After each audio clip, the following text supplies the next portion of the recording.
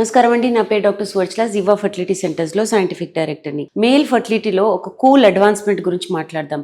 Microfluidic sperm sorting. Usual గా ఏంటంటే sperm washing methods ఉంటాయి కొన్ని, అంటే ప్రాసెసింగ్ చేయడం, స్విమ్ అప్ అని, డబుల్ డెన్సిటీ గ్రేడియంట్ అని, ఇవి కూడా చాలా మంచి పద్ధతులు. దీంట్లో ఏంటంటే చచ్చిపోయిన స్పర్మ్స్, ఒంకర్ టింకర్ ఉన్న అంటే ఆకారంలో బాలేనివన్నీ తీసేయడం జరుగుతుంది. కాకపోతే మైక్రోఫ్లూయిడిక్స్ నెక్స్ట్ లెవెల్ కి తీసుకెళ్తుంది.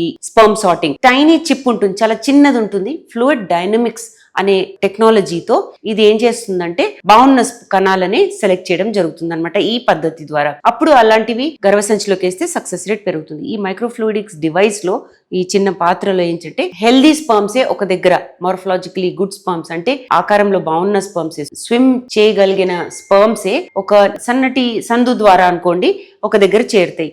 ఈ ప్రాసెస్ ద్వారా కణాలని తీసుకొని మనం వాడుకోవచ్చు. ఇది తక్కువ హానికరమైన ప్రొసీజర్, డిఎన్ఏ డ్యామేజ్ కూడా అసలు ఉండదు దీంట్లో.